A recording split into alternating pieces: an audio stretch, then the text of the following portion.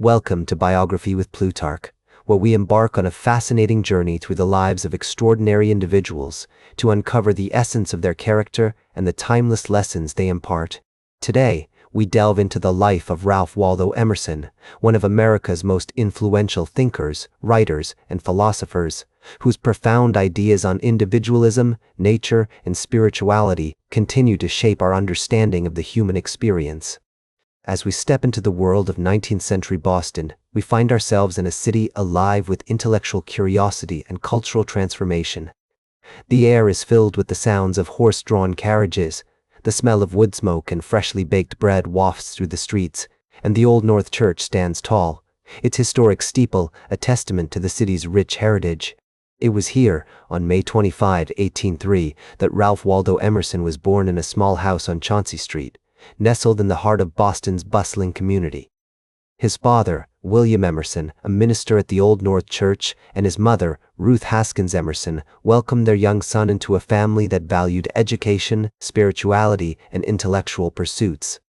Emerson's early life was marked by tragedy when his father passed away in 1811, leaving his mother to care for him and his 4 siblings. The loss had a profound impact on the family, and Ruth Emerson struggled to make ends meet, relying on the support of her late husband's congregation and her own resourcefulness to ensure her children received a quality education. Despite these challenges, she instilled in them a love of learning, recognizing its transformative power in shaping their futures. Young Ralph attended the Boston Latin School, where he excelled academically, demonstrating a particular aptitude for literature and philosophy. His curiosity and thirst for knowledge were encouraged by his mother and older brother William, who would later become a lawyer and a source of guidance and support for Ralph. As Emerson navigated his childhood, he found solace in the natural world, often spending hours exploring the woods and fields surrounding Boston. The sights, sounds, and sense of nature had a profound impact on his young mind, fostering a deep appreciation for the beauty and complexity of the world around him. This affinity for nature, coupled with his introspective personality, laid the groundwork for his future philosophical reflections on the human condition and our place within the universe. His early writings, including poetry and essays, already hinted at the themes that would become hallmarks of his work: the importance of living authentically, the interconnectedness of all things, and the role of the individual in shaping their own destiny. The early 19th century was a transformative time in America, with the country expanding its territories, industrializing, and grappling with issues of slavery and states' rights. The Enlightenment's emphasis on reason, science, and individual rights had created a fertile ground for intellectual and philosophical exploration.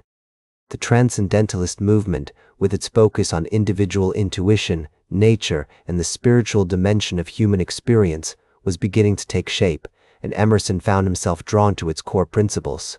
Although he would not become a leading figure in this movement until later, its ideas resonated deeply with him, influencing his thoughts on the importance of personal freedom, moral responsibility, and the pursuit of one's own vision. As Emerson entered his teenage years, he began to feel an increasing sense of restlessness, a desire to break free from the conventions of his time and forge his own path. This tension between tradition and innovation would become a recurring theme throughout his life, as he sought to balance his respect for the past with his passion for new ideas and experiences. It was during these formative years that Emerson's character began to take shape, influenced by his family, education, and the broader cultural landscape of America in the early 19th century. His relationships with his mother, brother, and friends played a significant role in shaping his personality, as did his exposure to the intellectual currents of his time. One anecdote that illustrates Emerson's growing independence and self-reliance is his decision to attend Harvard University, where he studied literature, philosophy, and theology. Although his family could not afford the tuition, Emerson persevered, relying on scholarships, part-time jobs, and his own determination to pursue his academic goals. This experience taught him the value of hard work, resilience, and self-motivation, essential qualities that would serve him well throughout his life. The historical context of Emerson's early life is crucial to understanding the development of his thought and the contributions he would make to American intellectual history. The country was undergoing rapid change, with urbanization, technological advancements, and westward expansion all contributing to a sense of dynamic upheaval. Against this backdrop, Emerson's emphasis on individual freedom, moral responsibility, and the pursuit of one's own vision would resonate powerfully with his contemporaries, offering a compelling alternative to the more rigid social and religious norms of the time. Instead, it was the result of a complex interplay between his innate talents, the influences he encountered, and the choices he made in response to the challenges and opportunities of his time. As Emerson's academic career at Harvard progressed, he became increasingly drawn to the study of theology, with the intention of following in his father's footsteps as a minister. The musty scent of old books and the whispered conversations of fellow students filled the air as he delved deeper into his studies. However, his experiences during this period would ultimately lead him down a different path, one that was marked by introspection, self-doubt, and a growing sense of disillusionment with the traditional teachings of the Church. In 1825, he was ordained as a minister at the Second Church in Boston, but his time in the pulpit was marked by discomfort and a feeling of being trapped in a role that didn't truly reflect his inner self. The ornate wooden pews and stained glass windows seemed to suffocate him, as if the very institution itself was stifling his creativity and individuality. The death of his first wife, Ellen Tucker, in 1831, after only a year and a half of marriage, further deepened his spiritual crisis, leaving him feeling lost and uncertain about the future. It was during this tumultuous period that Emerson began to develop his unique philosophical perspective, one that emphasized individualism, self-reliance, and a direct connection with nature. He would often take long walks in the woods surrounding Boston, immersing himself in the sights and sounds of the natural world, and finding solace in the quiet majesty of the trees. The rustling leaves, the chirping birds, and the gentle breeze all seemed to whisper words of wisdom, urging him to forge his own path and trust his inner voice. His travels to Europe in 1832 to 1833, where he met influential thinkers such as William Wordsworth, Samuel Taylor Coleridge, and Thomas Carlyle, had a profound impact on his intellectual development. The cobblestone streets of London, the winding canals of Venice, and the snow-capped mountains of Switzerland all served as a backdrop for his encounters with these literary giants. These conversations not only broadened his literary and philosophical horizons, but also instilled in him a sense of confidence and purpose, as if he had finally found his tribe and his calling. Upon his return to the United States, Emerson embarked on a career as a public lecturer, delivering talks on topics such as literature, philosophy, and social issues. His oratory skills and thought-provoking ideas quickly gained him a reputation as a compelling and visionary thinker. The gaslit lecture halls, filled with eager listeners, seemed to come alive as he spoke, his words painting vivid pictures in the minds of his audience. One notable example of his growing influence was his lecture, The American Scholar, delivered on August 31, 1837, at Harvard University.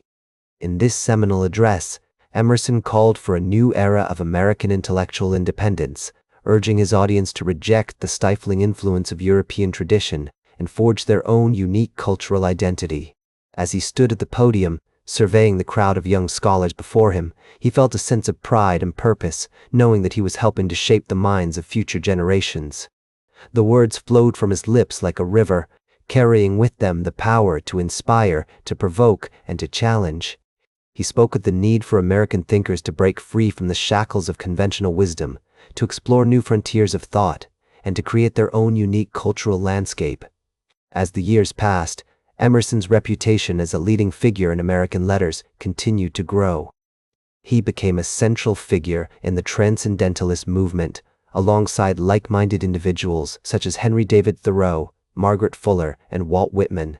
Together, they explored new frontiers of thought and expression, pushing against the boundaries of conventional wisdom and social norms. The publication of his first book of essays, Nature, in 1836, marked a significant milestone in his writing career, as it introduced many of the themes and ideas that would come to define his philosophical outlook.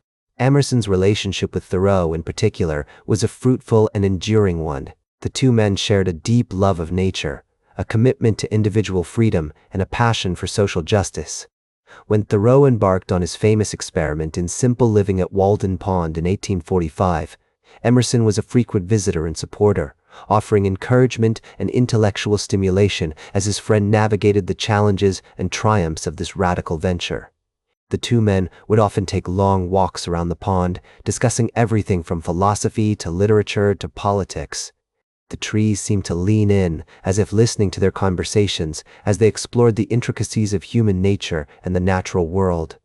Emerson's visits to Walden Pond were a source of inspiration for both men, a reminder that even in the midst of uncertainty and chaos, there was always beauty to be found, always wisdom to be gleaned from the simplest of things. Throughout his life, Emerson remained committed to his ideals, using his platform as a writer and lecturer to advocate for social justice, environmental stewardship, and individual freedom. His words continued to inspire generations of thinkers, writers, and activists, a testament to the power of his ideas and the enduring legacy of his philosophy. As he looked out upon the world around him, Emerson knew that there was still much work to be done, but he also knew that he had played a part in shaping the course of American history. He had helped to create a new cultural landscape, one that valued individuality, creativity, and intellectual freedom. And as he stood at the threshold of his own mortality, he felt a sense of pride and satisfaction, knowing that his words would continue to inspire and challenge future generations long after he was gone. In the end, Emerson's legacy was not just about his ideas or his writings. It was about the impact he had on the people around him, the way he inspired them to think differently, to see the world in a new light. His story serves as a reminder that even the smallest actions can have far-reaching consequences, that even the quietest voices can be heard loud and clear if they are driven by passion, conviction, and a commitment to the truth. As Emerson's life entered its final decades, he continued to write and lecture with unbridled passion, his words dripping with wisdom and insight, like a warm summer rain nourishing the parched earth. His later works, such as The Conduct of Life and Society and Solitude, showcased a matured philosophical outlook, one that had been tempered by the trials and tribulations of life, like a fine wine aged to perfection. In these writings, he reflected on the human condition, offering guidance on how to navigate the complexities of existence with integrity and purpose, much like a seasoned navigator charting a course through treacherous waters. As he delved deeper into the human experience, Emerson's thoughts turned to the importance of living an authentic life, one that was true to oneself rather than conforming to the expectations of others.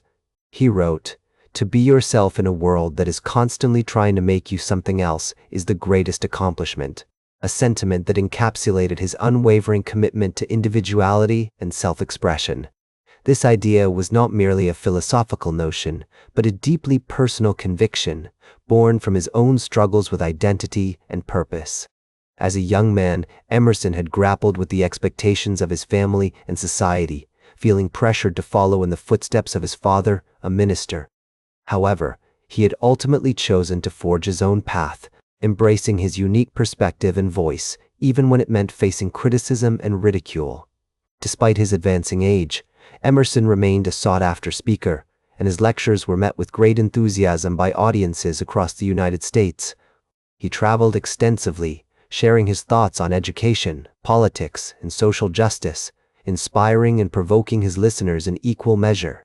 His words had the power to stir the soul, to awaken a sense of purpose and passion in those who heard them. As he spoke, his eyes would sparkle with intensity, his voice rising and falling like a mighty wave, carrying his audience on a journey of discovery and exploration. In his final years, Emerson's health began to decline, and he suffered a series of strokes that left him increasingly debilitated. Yet, even as his physical body weakened, his mind remained sharp and active, continuing to produce works of remarkable depth and insight. His last published book, Letters and Social Aims, was released in 1876, when Emerson was 73 years old, a testament to his unyielding dedication to his craft. This collection of essays and letters offered a glimpse into his inner world, revealing a man who was still grappling with the big questions of life, still seeking to understand the mysteries of the universe, and still passionate about sharing his thoughts and ideas with others. As Emerson's life drew to a close, he was surrounded by his loved ones, including his wife, Lydia, and his daughter, Ellen. His family had always been a source of comfort and inspiration for him, providing a sense of stability and continuity in a world that was often chaotic and unpredictable. Despite his physical frailty, Emerson's spirit remained unbroken, his eyes still shining with a deep inner light, as if the very essence of his being was infused with an otherworldly radiance. Ralph Waldo Emerson passed away on April 27, 1882, at the age of 78, leaving behind a legacy that would continue to inspire and guide generations to come. His death was met with an outpouring of tributes and eulogies, as people from all walks of life came together to celebrate his life and work. The news of his passing sent shockwaves through the literary and philosophical communities, with many of his contemporaries expressing their deep sadness and loss. However, even in death, Emerson's spirit continued to soar, his ideas and writings remaining a source of comfort, inspiration, and guidance for those who sought to live a life of purpose and meaning. In the years that followed, Emerson's work gained popularity, and he became recognized as one of the most important American thinkers of the 19th century. His writings on nature, beauty, and the human condition continued to resonate with readers, offering a unique perspective on the world and our place within it.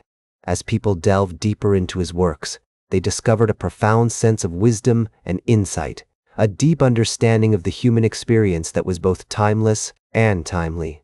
Today, Emerson's legacy extends far beyond the confines of academic philosophy or literary criticism. His ideas about individuality, self-reliance, and the importance of living an authentic life continue to inspire people around the world. His writings on nature, beauty, and the human condition remain a source of comfort and guidance for those seeking to navigate the complexities of modern life. This idea is particularly relevant in today's world, where we often find ourselves disconnected from the natural world and from our own inner selves. Emerson's legacy serves as a powerful reminder that we all have the capacity to shape our own lives and create our own meaning, regardless of the circumstances that surround us. In conclusion, Ralph Waldo Emerson's life was a testament to the power of ideas and the importance of living a life guided by principle and passion. His legacy continues to inspire and guide us, offering a profound sense of wisdom and insight into the human condition. And so, as we bid farewell to this remarkable individual, we take with us the lessons he has taught us, and we continue on our own journey of discovery. Inspired by the words of Emerson, to be yourself in a world that is constantly trying to make you something else is the greatest accomplishment. That's all for today's Biography with Plutarch. Remember to like, share, and subscribe, and until next time, remember that understanding the lives of remarkable individuals helps us better understand ourselves.